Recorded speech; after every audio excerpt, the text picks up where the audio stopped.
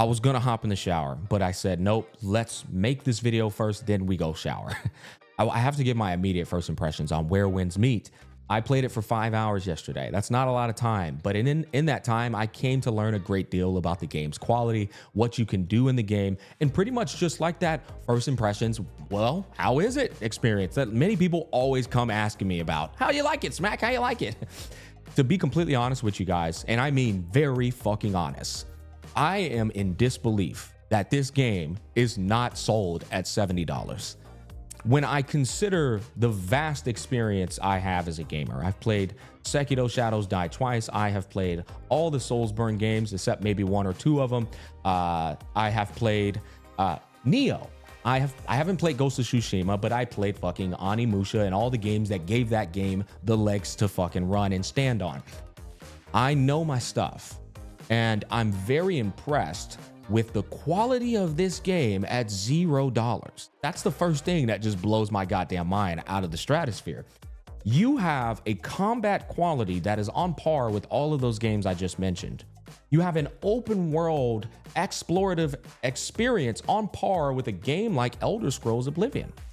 Now, you can say in debate, because you have your loyalty and your love for those games and titles, that, oh, Smack, you're over exaggerated. No, the fuck I am not. You just don't want to admit it because you haven't gained a loyalty and allegiance to this game yet. And maybe because you don't like certain features of the game. There's some weird people on the internet talking about it's too Chinese. I'm like, bro, what the fuck are you talking about, little bro? Holy shit, you guys are cooked. Anyways, I think this game is worth everyone's time because it's free and there's no pay to win variables. Now, it's got an egregious cosmetic incentive. But when you look at the quality of the game and the things you can do inside of it and the amount of time investment you can sink into it, I'm gonna be real. That 5-hour experience, the first thing I thought was, holy fuck, this is one of those games where I can spend 100 hours and still have all kinds of shit left to do. I'm not exaggerating. There's just so much to do inside of the game in terms of explorative. And with that in mind, that's why I'm saying all this stuff. Now, what do I like the most about it? First of all, you have that Souls-like experience with bosses.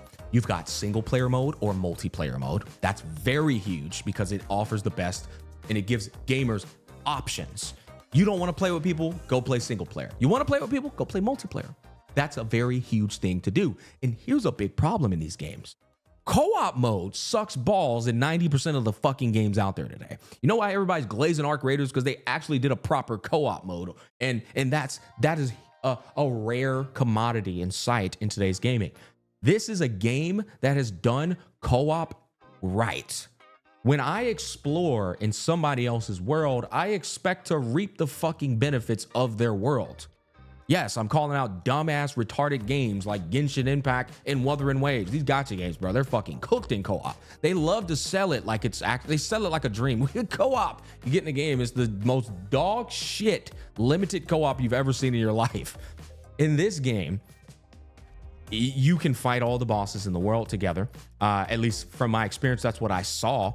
The bosses are super difficult. We had to quit on a boss. Maybe we were undergeared. You know what I mean? I'm not gonna lie. But the fact that we can still go do it together was a fun experience. You also can explore and unlock the map together. And if I open up a chest, everybody gets that reward as well. That's something that is very important in co-op, guys. You want to give incentives to join somebody's world. You see what I'm saying? We were doing puzzles. I fucking hate puzzles in games, at least these days. This game gave off those Zelda vibe puzzles where it's actually thought-provoking, critically induced, and fun in an annoying way. You know what I mean? We were at a puzzle yesterday where we had to stand on a pillar. We all stand on the pillars and it says not enough weight. And I'm over here like jumping in the air, plunging down on the pillar. Usually in a gacha game, that'd be enough to figure it out. No. They literally meant not enough weight. All 5 of us had to get on the fucking pillar together and it'd be enough weight to push the damn thing down. And then we had to do that clockwise. We unlock the puzzle, we move on. This happened like 18 times throughout the side cooperative quest while we were leveling up, getting juicy experience and getting some rewards and such. And then there was some heavy lore in there too. We just weren't paying attention to it because we're playing too many grindy fucking games to pay attention to a story. Another story, that is. But that was my favorite aspect of the game. That I could have done for 10 hours. I'm not kidding. If I hadn't had 3 hours of sleep in the past 36 hours, I would have played it for another 5 to 7 hours, which would have amounted to 10 to 12 hours. And it would have just been exploring with the boys, co-oping. I love this because I'm starting to see this trend of co-op games coming back out. It was Do at Night Abyss. You get in there, grind up with the boys during good times. It was probably a bit jank, you know, but still it was there. You got Arc Raiders. Everybody's loving it because of that. Now we got Where Winds Meet.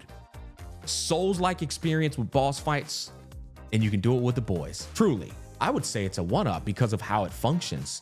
And the weapon classes, because they're Chinese culture induced, it's a breath of fresh air.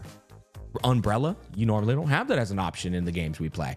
The rope, Neo's a game you can kind of get away with like shit like the rope and stuff. But a fucking fan, bro. Usually that's only on Katana and, you know, Melina in Mortal Kombat. They've got the Mo Blade, which kind of like is like a fucking heavy spear. And I feel like they can cook up some more stuff, if I'm being honest.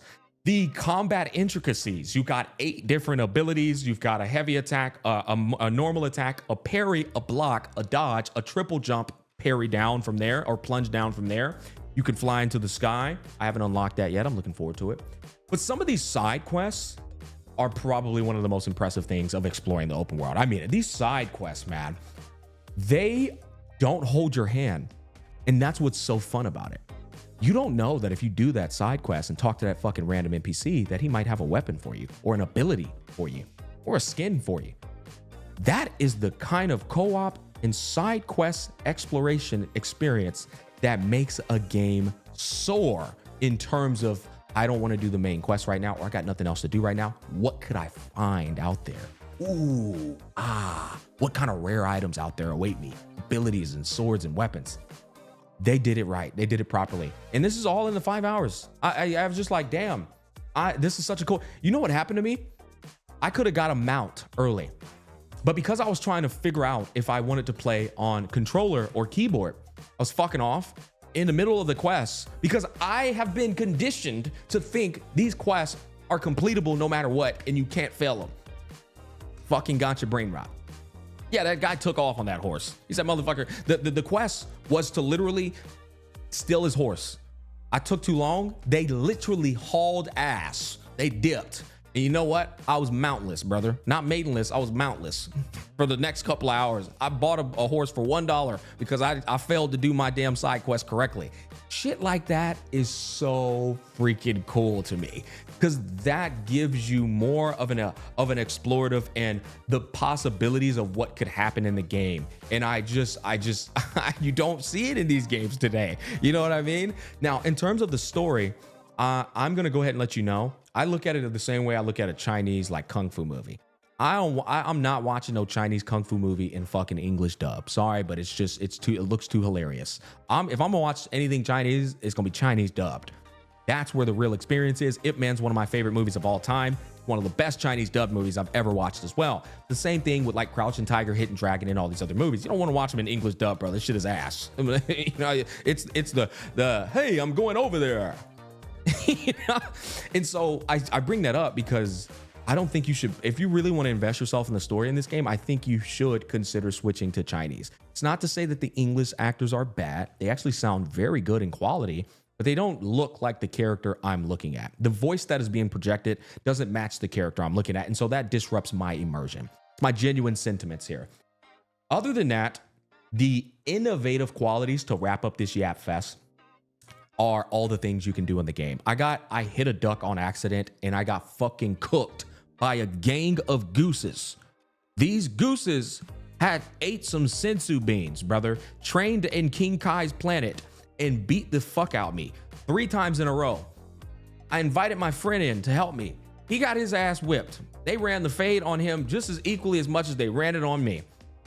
Can you imagine getting whipped by 4 fucking small gooses? Yeah, it happened in this game. It really did. It's just like, it's fun little things like that that are in abundance in Where Winds Meet. And I'm just like, I love that type of stuff. It's so fucking cool. People are doing open world MMO aspects where you can look at people just, you know how like you finish a quest, people just do things in open world games, like lay on a fucking bed out of nowhere or start doing some goofy ass dance. All of that's in this game. You can meditate with friends, fucking cuddle with friends, hold hands and shit. All of that creates a more, I want to say, what's the word I'm looking for that makes a world feel more alive? Fuck me, it's not coming in my mind, but you know what I'm talking about. It makes the world feel more alive, right? It makes it feel more bustling and shit. NPCs aren't just useless either. They can actually be of help to you, but you gotta be willing to talk to them. I say all of this to say this game, as a free-to-play game, pure free-to-play, not gacha free-to-play. I mean, it's got gacha cosmetics, but it doesn't have that wall that points you to the shop to progress. You see what I'm saying? You have to play it. You got to give it a try. You might not like it, but the fact of the matter is, for free-to-play quality, as a fucking gamer, you got to try the game, bro. And Where Winds Meet, pay me my damn money, because I just did y'all a hell of a service, all right? No, I'm just kidding. I don't care. It's my job as a creator to shoot you guys in the right direction with games I think are worth my time and your time. That's kind of my job here. The last thing I want to say is the UI is a fucking shit show, okay? So brace yourself for that one, because boy, it's going to take a while getting acclimated to that goddamn shit show. That's going to wrap it up, boys. Peace, love, and happiness. And those are my first impressions. I'm going to continue playing the game now.